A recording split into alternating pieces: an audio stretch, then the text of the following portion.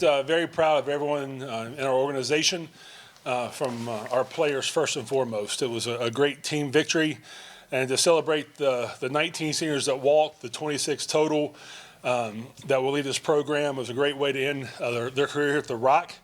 I told our team this morning and last night, if we didn't turn the ball over on offense and we tackled well and created 2 turnovers, we'd win the football game. And that was huge. A strip sack, a block punt, and a pick there. So very proud of everyone involved in it.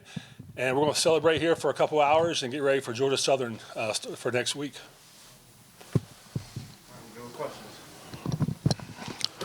David Ware, 24/7 Sports.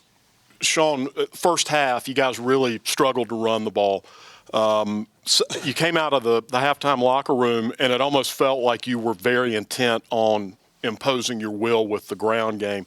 What was the plan as you came out for the second half? Well, the first half, they have shown all season long a different look than they showed us the first 2 series. So through technology, we were able to look at the film, make some adjustments, and we started getting better through the second quarter. And we started playing with more faster, and we weren't worried about making mistakes. And we had to go out there and play clean football. But like I told them last night, I told them this morning, quit worrying about what you can't do. I'm going to tell you what you can do. And you can impose your will. You can win this football game. Our players bought in with that. We told them at pregame meal, listen, you either hammer or you either nail. If you can't find a hammer, find a rock. And our kids did that. So just very proud. I mean, it's a big day for our university to be able to bring Jason Kelsey here and to tell our story from his platform, just about a bunch of resilient people. I think our team really signifies what our community is about. We've had some rough times here in the last, since the hurricane started, and our community has continued to build. And our team's doing the same thing. We've had some tough losses through some self-inflicted wounds, and today we showed that if we play clean football, what kind of team we can be. Through their first 4 drives, they produced a little bit over 150 total yards and obviously a couple of touchdowns. And then after that, you cut their yards per play in half. What was the defensive adjustment or adjustments that took place that created such a stark turnaround? Well, I told Coach Sloan, let them score 14, and then we'll start playing football. No, they have a good football team. There's a reason why they're 8-2 at the time we played them. I mean, Coach Chesney does a great job of this program. They came out and took the first drive down the field and scored a touchdown. We went 3 and out, and before you know it, it's 14-0. But just told our kids, stick to the game plan. Let's go out and execute at a high level, and good things will happen. And they did. That defense has produced 12 sacks over the last 4 games alone. Again, you weren't on nearly that pace in the earlier games. To what would you attribute the stark turnaround? Well, one of our keys to victory was to be successful on first down. We knew if we could be successful on first down, get them in second and long, third and long, we could pin our ears back and come after the quarterback. Again, their offensive line showed some tendencies of different things we could do on defense. Our players execute at a high level. That's a good defensive line we have when they can rush the passer. Now, we got to do a better job stopping the run. We understand that. But, again, if we can make them sit in the pocket and hold the ball, then we can get to him. And really that credit goes to our defensive backs, our linebackers, to be able to make him hold it and be able to get to the quarterback. That's a couple of block punts, both of them critical in the last 4 games. Anything in particular that you can attribute that to, or is it just taking advantage of those opportunities? I think Coach Haynes is probably one of the most underrated special teams coordinator in the country. I think he has great schemes, but that comes down to execution. Again, we probably spend more time on special teams than anybody in the country. It's 30 minutes a day, nothing but special teams. And we knew the look, we knew what could affect that, and we executed. And when you do that, then you have a high chance of being successful, and we did today. Shawn, one of the things that stands out in the stats, you guys had 0 penalties today, and JMU made a bunch of key penalties, had 69 yards. Can you address just how you executed in that way? Well, it's we go into every game not trying to get penalties. Again, but we play clean football. That's complementary football. there hasn't been many times in my career in 24 years that I went through a game with 0 penalties. We're glad there's no penalties, but I mean, you're playing football. It's a violent game, and penalties are going to happen. But again, our kids, they work their tails off at practice, and they give us a chance to be successful. Now, I'd be a fool to think we're never going to get a penalty in a game, but again, they did their job. They executed a high level and gave us a chance to win the football game. How big was it momentum-wise to get that blocked punt right before the end of the first half?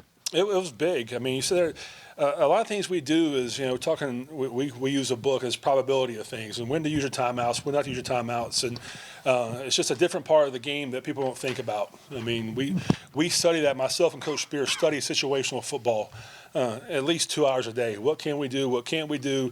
When's the right time to call the timeout? We knew that they were going to give us a look that we could be successful on a punt return or block. And again, we used our timeouts the correct way, and we executed on the punt block, and that was a big momentum swing to go up in the half, be ahead in the half, and get the ball back in the first part of the second half. That goes back to the middle 8 we talk about, is the last 4 of the first half, first 4 of the second half. And again, we didn't score a touchdown coming out of halftime. We were going to get a few first downs.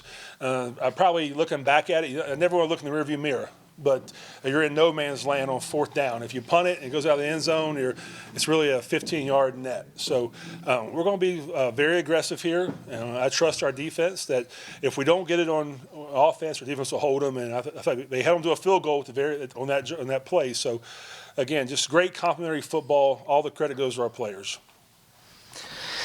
Adam Persico, the Appalachian. So today, you guys won the turnover battle against JMU, and you guys didn't even turn the ball over once, something that teams have been really struggling to do against JMU in the Sun Belt. What did they show you guys that allowed you to take such good care of the ball today? I think it goes back to, we, contrary to popular belief, we do work on a turnover circuit here at Appalachian State. Now, the numbers don't show that, but we're not trying to turn the football over. And, our kids, we talk about it all the time, and we talked about it last night. I mean, listen, when you have the ball in your hand, you have the program in your hands. So be smart about it, end every possession with a kick, and good things will happen. Trust your teammates. You don't have to be the one that makes the spectacular play all the time. Trust your teammates, live another down, and we did that tonight. Thank you. Going back to the punt block, teams need something to sort of shake them up. You need a momentum shifter. Was that the mentality of what you wanted to do to try to get things turned around so that you would have a little bit of momentum going into the locker room at halftime? Well, football is a game of momentum swings, and when you have the momentum, man, good things usually happen in your favor. And like I mentioned earlier, just how we really break down a football game, there's different parts of a game you want to be intel with as far as your timeouts, where you're on the field. And again, it's something myself and Coach Spears study. And again, we knew we had 3 timeouts, and they helped us there. They threw it, incomplete pass, and we were able to save a timeout. So again, definitely momentum swings, and we've been on the wrong side this year. It's momentum games. But again, we were on the right side today. Our kids played hard. Really, all the credit goes to our players, the way they executed. It's a great win for our program, way to celebrate the players who won't play here at the Rock anymore. Can I get that mic from you? Thank you, sir. Chris Peterson, WXI 12 News. Shawn, you and your team have dealt with so much off the field. You had a death on your team in the offseason. You had a natural disaster interrupt your season. How have you been able to keep this team together to be able to win games like today? We have a very good football team, and we don't make excuses. I mean, the results are what they are, but we're never going to make an excuse. You mentioned we went through a death of one of our players. We went through a natural disaster where people lost their homes. We went through, we have 9 starters that started the season. The starters are out right now. And we're not going to make excuses. It's next man up mentality, and that's a life lesson for our players. I mean, it's not going to be pretty, but man, if you believe in what you do and you keep working, good things are going to happen. And I think today's a great example of when tough times are going to happen. But man, tough people, they rise to the occasion. And our team's a bunch of tough kids that love this university, love this program, and love one another. Has this been the most difficult season of your coaching career? Listen, I get to coach. I don't have to coach. I get to coach. And to coach your alma mater, man, it's something you don't take for granted. Again, this is very special to me to be part of this program. But it's never about me. It's been a tough season in a lot of ways. But what I have 117 players that believe in myself, the staff, and one another. I got a great family. So we're going to keep coaching our tails off.